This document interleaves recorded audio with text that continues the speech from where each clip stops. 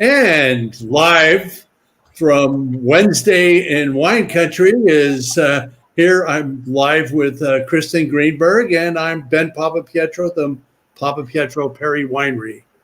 So it's You're not right. Saturday Night Live, but it's the next best thing to it. It is almost the next best thing. That is hilarious. Yes, we are live. It's Wednesday. What are we drinking today, Ben? Well, today I think we're going to delve into our clonal wines. We have the 17777 clone and the 17 Pommard clone. Correct. And those are the only two clonal wines we make. For your drinking pleasure. And it is for my drinking pleasure. I love it. So I put the 777 in my glass. All right. So What'd you put in yours? You as well? My left side where the 777 is. Oh, your left side's a 777. Yolanda's drinking her last 16 Laris. Yolanda, that's a good one too. The Laris has 777 and Pommard in it? The Laris has no Pommard. She doesn't grow Pommard out. We don't get Pommard from Nunes. We get Laris. Laris, yeah, we get Pommard from Laris. Do we get 777 from Laris? Yes. All right, so Yolanda, you're drinking both as well. You just combine them in a glass and have a few more. Where does the name 777 come from? France. Well, actually, it's UC Davis. That's how they categorize these French clones from Dijon by numbers, and they're all over the place with numbers. But usually, what we get from grown in our area, or at least the vineyards I work with, are 114, 115. 667, 777, 828, and then Pommard. It's like zip codes. No, not zip codes. It's like what are the phone codes called? Area codes. Yeah, well, kind of. I guess you could consider it that way. Well, and they're Dijon clones. They're not the American mustard clones, right? No, these are Dijon clones from Dijon, France, in the Or area of Burgundy. Have you ever made a 115 or a 667 or an 887? Any other clonal wines? No. We started 2003 with the Pommard clone. Accidental late night drinking experience between my partner Bruce and I, drinking the different clones from the two different vineyards we were working with.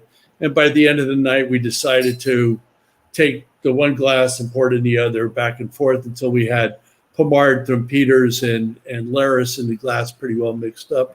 And it was shocking that it was so good. It was better than either one of them separate. So I went back to the winery and we created the Pommard clone in 2003. It became very popular for us, and it's done very, very well.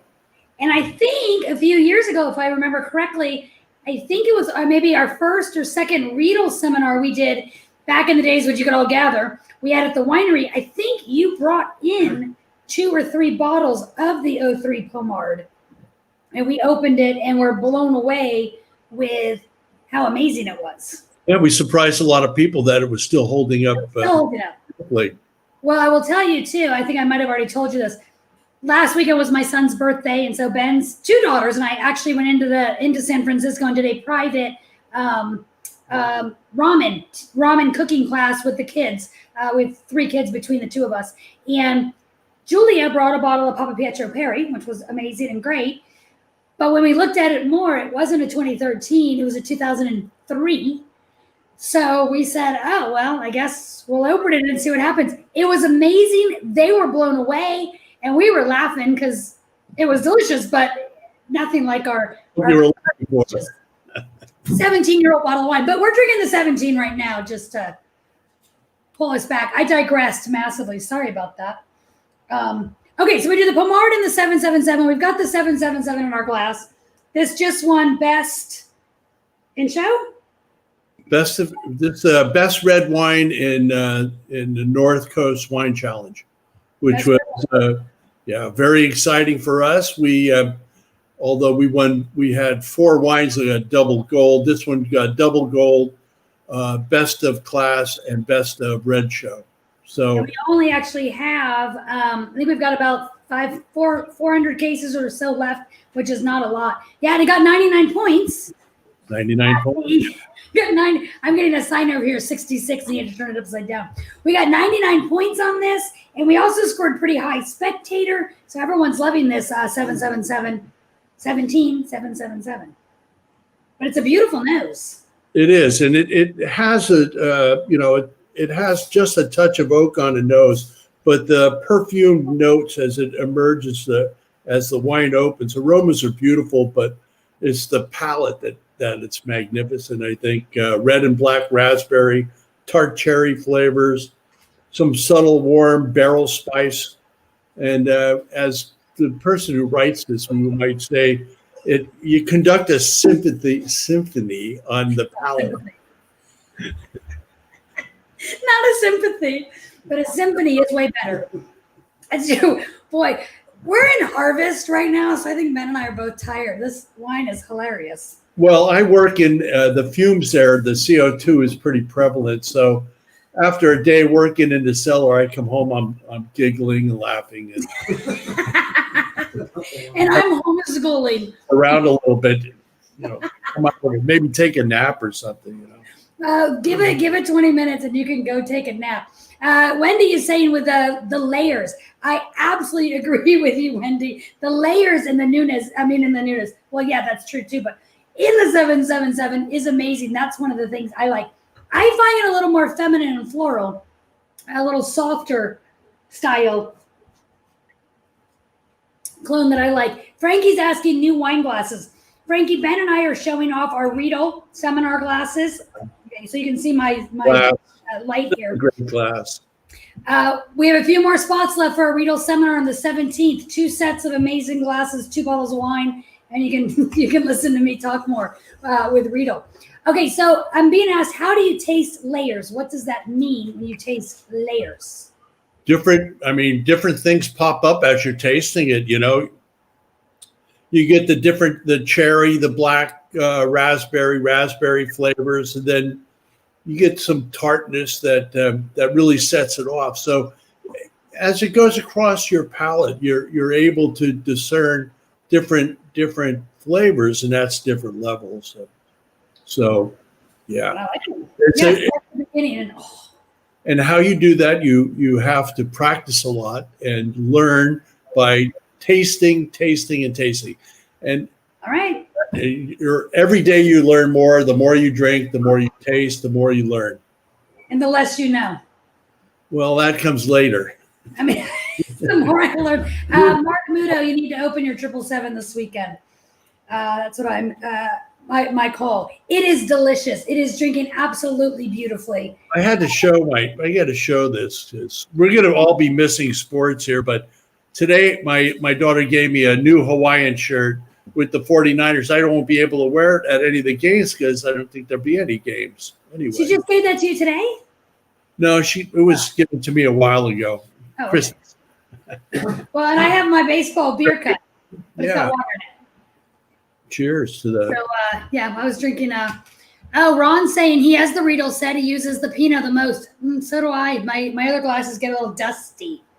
It's a beautiful glass. It has a great stem, so you never have to really hold the bowl very much. So, which we've learned is a pet peeve of Ben's.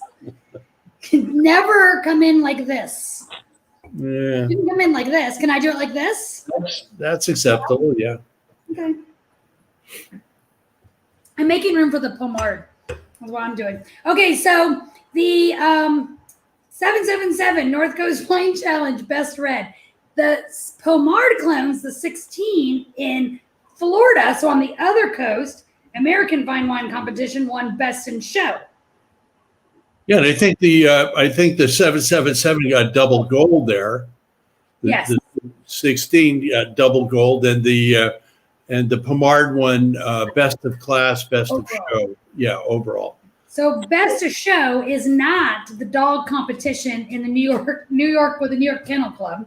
It's also not that movie about the dog shows. Although I was asked earlier, I won't say who asked me, if Ben, I believe the word was prances around the winery like this, running it through hoops, going up and down ramps, right? Only after we win. Only after we win, or when Ben smells a lot of those fumes. Yes. So, Michael, this is technically an Oregon Pinot glass. Well done.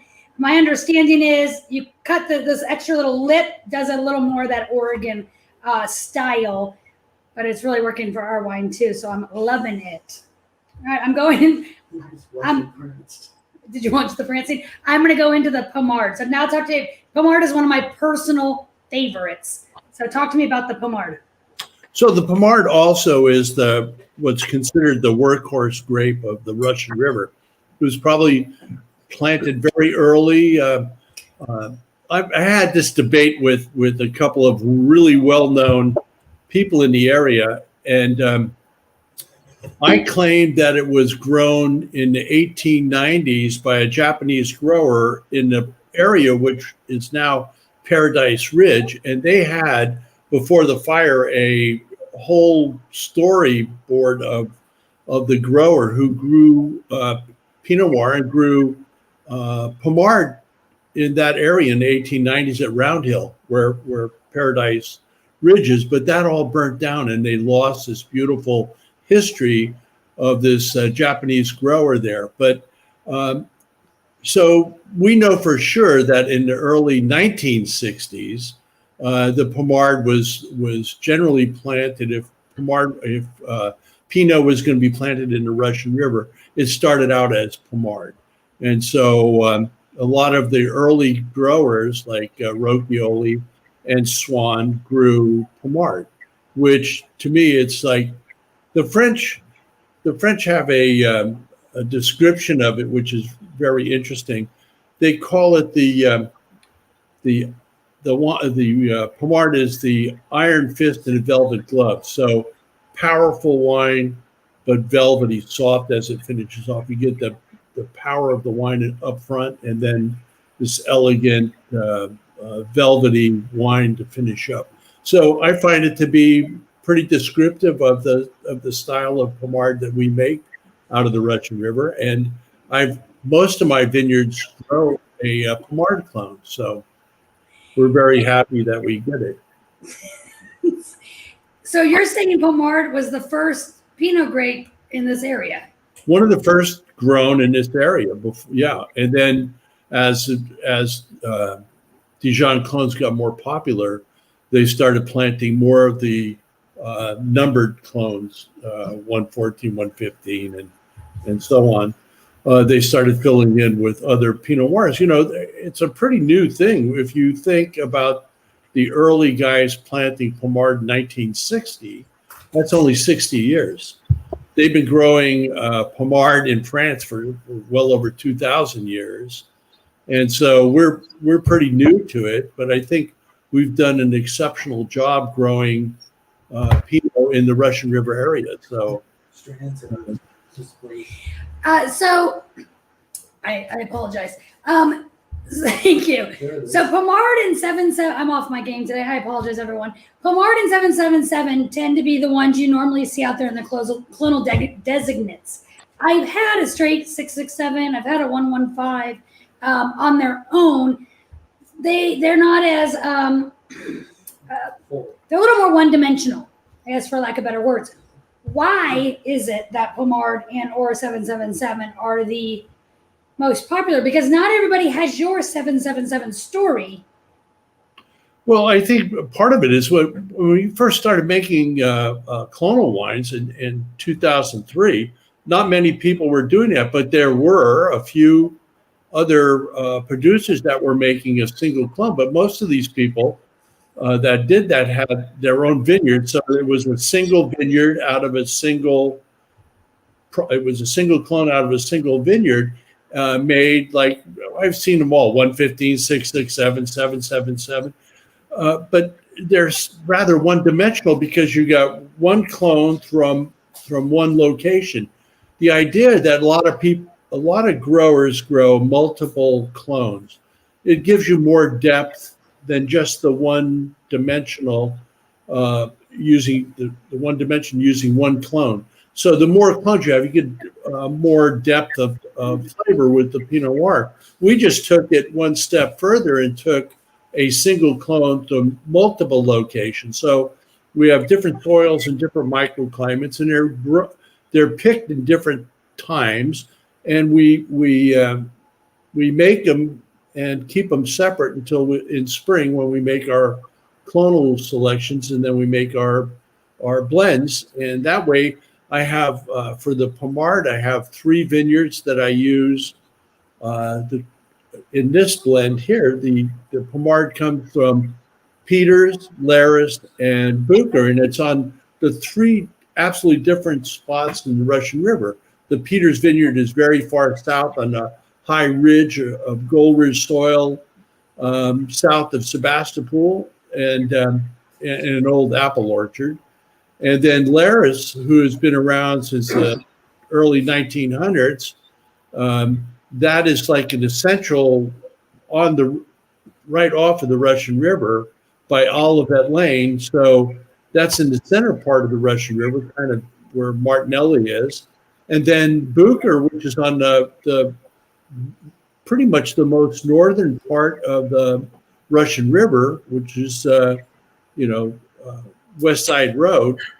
So getting these 3 different ones, they grow, they come in at different times, and they're grown in different soils and different microclimates. So it gives me a lot of different textures and flavors to work with.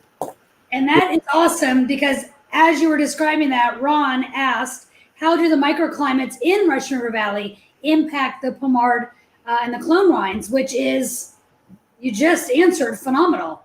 Yeah, I mean, you get different timing. So some areas are cooler. Definitely the Sebastopol Hills are very cool because that is technically in the Petaluma Gap. So every day you get this marine influence around 3 or 4 o'clock in the afternoon. The winds come up, then the fog comes in, cools off.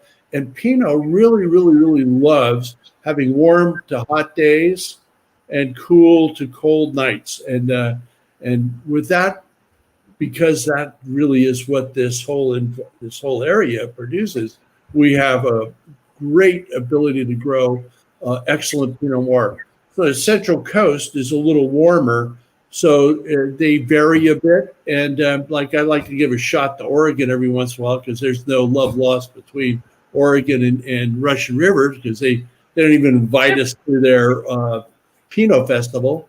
I think it's a Pinot envy, I might say. Well, they're different styles too, because they're different. It's a lot cooler, so it's never going to be as ripe of fruit as the Russian River. So we're kind of in a balance, not too hot, not too cold, and so it's perfect for Pinot. Wendy brought up a good point. She said she likes the 115 and this. When I say Wendy, I mean Wendy Nunez, by the way. The 115 and the 777 on their own, if they come from more than one block or vineyard, which makes sense because a single vineyard, single clone would be, I'm thinking, relatively one-dimensional, because the clones impart different things into the wine, right? Different clones impart, just like when you're doing a Bordeaux or red blend, those varietals impart different elements that then bring the wine together as a whole. Well, do they add sugar in Oregon? Well, they can, because maybe not always as ripe as they could be. Huh? So we don't have to worry about doing that here, because it's always, we always add sugar. We use sweet and low, right? No, I'm kidding. No. Who uses that anyway? God. Ugh. I use the yellow sometimes, but we don't add it to our wine. That was a complete joke to see if Ben was paying attention. He passed. Capitalization? The only ever use of chapelization is to restart a stuck fermentation. Is that adding sugar? Okay. I just got handed that word and was told to say it. Yeah, chapelizing means that you add sugar. So in France, you can add sugar, but you can't add acid.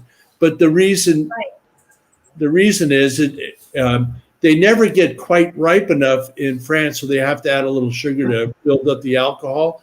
But because they never get that ripe, the acids are always very, very high.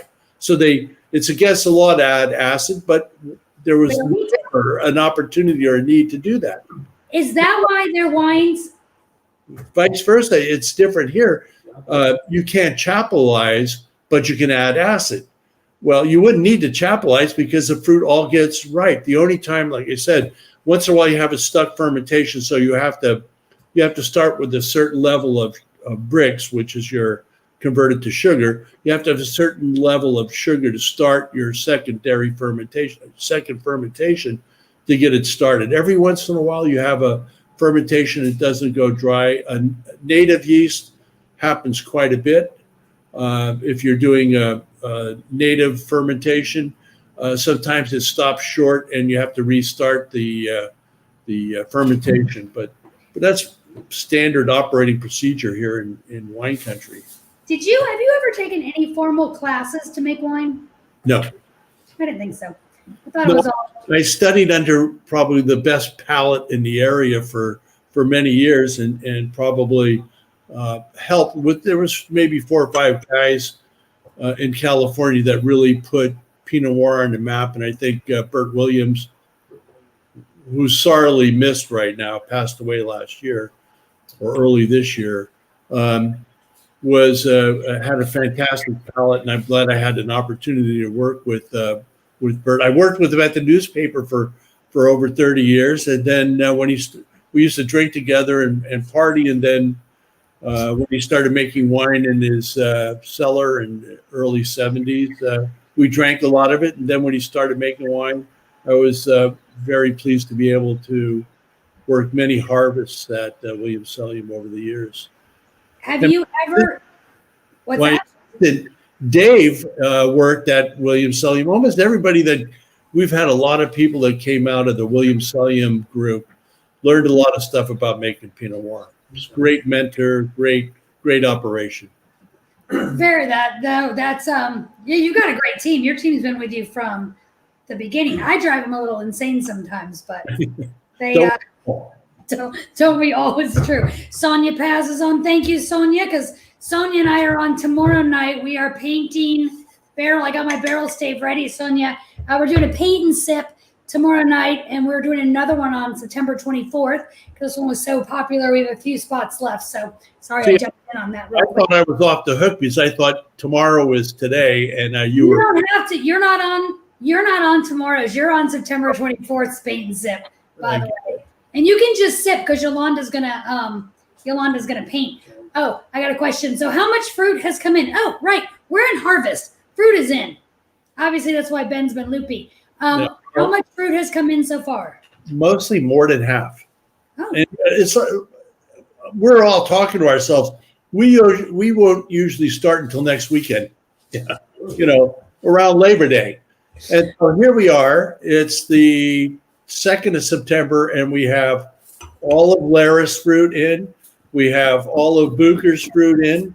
We have what else do we have? We have Laris is in. We have all of Charles in, and we've got 2/3 of Campbell in. And Wendy, I know I'll send you a text later on. We took a measurement of the fruit, and we're still about 22-ish, 22 and a half. So we're thinking next week sometime, starting maybe Wednesday or so, we'll come out one more time to make sure. We'll be picking in the ripest areas. But we tested this morning, and we're 22, and we're looking for 23.5 to 24.5 is the range we're looking for in the style of Pinot we make. And what's left is Randy up on the hill in Sebastopol, and that was the last one, isn't he? So it's going fast. I usually tell people after harvest, who were those guys? Well, I'm usually in. He just left me again. Oh my God, he probably just went to Hawaii. That's exactly what I'm thinking. I guess I'll stop. So Frankie, you just asked about the smoke taint. How do you avoid the spec? There's no way to avoid it, but we were getting lucky. He's back. It dropped. I don't know why. I thought you just went to Hawaii. I was going to Hawaii, but usually, let me finish my story. Was everybody goes, well, where did they go? They're all done. They're usually like the first week in October, so we're already all done, and they haven't even started to harvest the Cabernet yet. So we usually head for Hawaii, and this year, not so much. It doesn't look like. Hawaiian shirt. Yeah, no, I'll be hanging at my pool, and it won't be in Hawaii. Not in this weather. Frankie was asking about the smoke taint and how do you avoid it. I started by saying you can't really avoid it, and you came back. Well, good, because like there's been a lot of studies. This is nothing new, and Australia's been fighting with this problem for years, and we dealt with it in 2008. We had one vineyard that had some smoke taint, but that fire started very early before bud break, and then at bud break, the fires in Mendocino went on for months, and they let them burn because a lot of it was in the back area. They would just watch that it didn't spread into areas of population, and so the smoke settled in on the valleys and sat on the leaves and on the grapes that hadn't yet really started the process. So that caused a problem. But reading a lot now and understanding about it, once you hit veraison, it's very difficult to get smoke taint. And all of our grapes, this is the first year that we had a fire before harvest. The last couple of fires were completely finished before the fire started. Also this year, this fire was started by a freak lightning storm that we had. So we also didn't get those huge winds that come in. Our fire season is October, which clearly you'll be done with. And Wendy's saying, we have a south breeze that blew out almost all of the smoke. And it's not been that heavy, dense smoke that's just been sitting here. Yeah. It's been terrible, but you're not helping the story, Ben. I know, but it's been blowing away, which is good. It's blowing toward the coast, and up north. So we've been very fortunate. I think we will test for and have tested all the vineyards so far, sent in for tests. None have come back yet because it's everybody this year has their tests. So the labs are backed up a little bit. But I'm confident the fruit didn't have any ash on it or anything. So far the areas that we've pulled fruit from have been very, very clean. So I'm very, very optimistic. What bothers me though is that the writers because I worked for the news for 37 years. I never sold a good story. You only sell the bad. And you only write about bad stories. So everybody jumped on the wagon, smoke taint, but there will be some smoke taint, and it'll be in very strange areas where late harvest fruit is that are way behind where we're at. So I'm very confident that we got very lucky on this harvest.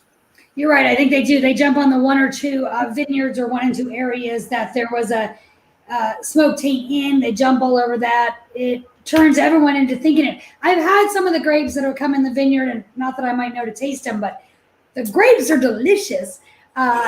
It's been great. So I can't imagine, like you said, they look clean, and I guess I should wipe them off first, but I just kind of pop them in my mouth. But you didn't tell me about the Pommard. Tell me a little bit about the Pommard. I thought I had. The Pommard, though, is oh, you might have. It's a long time ago. It's one of my very favorites. So the Pommard was very dear to my heart.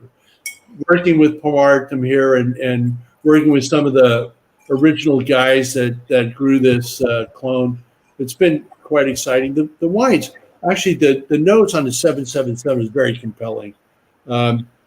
Just so perfumed. It just wait. The notes on the 777 or the Pommard? We go back to the 777. Checking. Just because the note of the 777 really just draws me in. I mean, the Pommard has a lovely nose, but the perfume coming off of the 777 is amazing. Mine smell the exact same because this is Dan's glass and he's drinking the Pommard with me. That's why.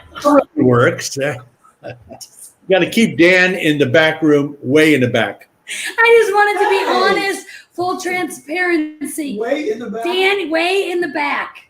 I heard that. Oh, with the loopy juice. This is a lot nicer than you. Oh, good. Are you getting in trouble from Yolanda? Michael's asking, can the smoke taint be filtered out? Frankie, you're awesome. Frankie's like, nope. And then Wendy said, I think it can, not that we need it. So the thing is that they have developed all kinds of different reverse osmosis machines that do take smoke taint out. A couple of things that we didn't know in 2008 that we learned is that we buy these really expensive toasted barrels, and it's the exact same thing that the smoke taint is. So if you put smoked wine in a smoky barrel, new barrel, you heighten the problem. So we learned that. So if so we'll use some neutral oak this year on if there's any questionable one, but pretty much there's ways to avoid a lot of the problems. And like I said, I don't think the fire started early enough to cause the damage that they saw in Australia to their harvest. So far, I'm very optimistic. And I'm going to just spell it. I think I've already said this before, but 2008 was the year of the fires in Mendocino, prior to bud break and veraison, and we do the Charles Vineyard in Mendocino. And I will tell you, once again, we got lucky because toward the end of the vintage or whatnot, at least when I started there, you guys said, get rid of all the 08 Charles. The media was horrible. Everything was horrible about smoke taint, fire sales, smoky wines. The wine was delicious. It was amazing. The Magnums, the 3 liters, the 750s, I had them all delicious. So it really didn't have that. Maybe I've never really had a smoke tainted wine either. It didn't have that massive smoke flavor. We had a custom crush customer that had some, and when we were sorting the fruit, it had kind of an ashtray smell to it. Oh. And we were pretty obviously dealing with that, and so it was recognizable. But this is a totally different thing. Everything just looked really, really clean, and you're looking for like soot and ash on the grapes. And we didn't see any out of the fruits that we picked so far. No, I hear you. All right, so a couple of things. I'm going to wrap it up. Ron, you're asking, when do you anticipate releasing the club wines in the fall? Ron, this could be why I'm loopy today, because I'm entering into club world. I'm the wine club manager at the winery, and we are releasing the wines. You're going to get your email notification, club member, September 23rd. Come up middle of October, you're going to get your wines. The best thing is, because of COVID, here's some good news. You can't come to the winery for a club party. So Ben and I are going to be on 4 different times. Ben and I are going to open all 5 wines from the club release, and we're going to go through, we're calling it unboxing and uncorking. You're going to get an invitation in your club shipment. You're going to get it as part of your email. I may not have told Ben yet that he's going to be on 4 Zooms with me. You're opening 5 wines? 5 wines. We're not opening the library wine because we don't have enough. Talk about loopy. Oh, talk about loopy. Oh, yeah, we're going to be loopy at the end. But this is what we're willing to do for you. So unboxing and uncorking, you'll hear more about that as club wines. Michael, thanks for telling me. Surprise! First 2 Tuesdays in November and December we're going to do. All right, so a couple of things. Let's see. Paint and Sip. I'm on with Sonia tomorrow for a Zoom. It's not a live. We sent everybody a wine barrel. Don't tell Ben again, because there is barrels. We sent everybody a barrel. Yolanda, you're on tomorrow. Barrel stave, not a barrel. Paint, a paint kit. We're going to be on painting. Another Paint and Sip is on the 24th of this month. We still have a few spots available. If you want to join us and paint and drink, I mean, how can you go wrong? Let's see, Riedel, you want our glasses? You like our glasses? Riedel Seminar, we have 6 seats left. That's it. You get 2 wine kits, 4 glasses of wine per kit, 2 bottles of wine. You'll join me and Susan Dubrow from Riedel, and we're going to go through why the wine glass makes a difference. It is a life-changing seminar. I'm going to give up my 2 seats to somebody if they need. Oh, you want to come to the Riedel? You already have the glasses. I already have the glasses. I already sat through it a couple times, so I'll volunteer my 2 seats. Have your people talk to my people. I'll do that. And we can do that. We're also doing another virtual cheese tasting October 15th with Point Reyes, and we're doing a really cool wine, cheese, and chocolate tasting, because how can you make wine and cheese better? We had chocolate. Really local purveyor. November 12th is the wine, cheese, and chocolate. So we are the virtual place to be. Come join us virtually. You can't come to us. We can come to you. And this way, I get to drink more wine. Right? And Ben's already drinking. All right. Cheers, Ben. Cheers. Thanks for joining us. Do you remember how to do it? Clink, clink, clink. Good job. All right. Thank you, everybody, for joining us. We'll see you next Wednesday. Are we on with? Oh, we're on with Steve Falk, North Coast Wine Challenge. Anybody bought those 4 bottles? Join us. Open 1, open 2, open 4. We're going to be on with Steve Falk, finding out what is a wine challenge, what is it about, and why do we keep winning? But we already know that. Anyways, cheers. Cheers. Thanks for joining us.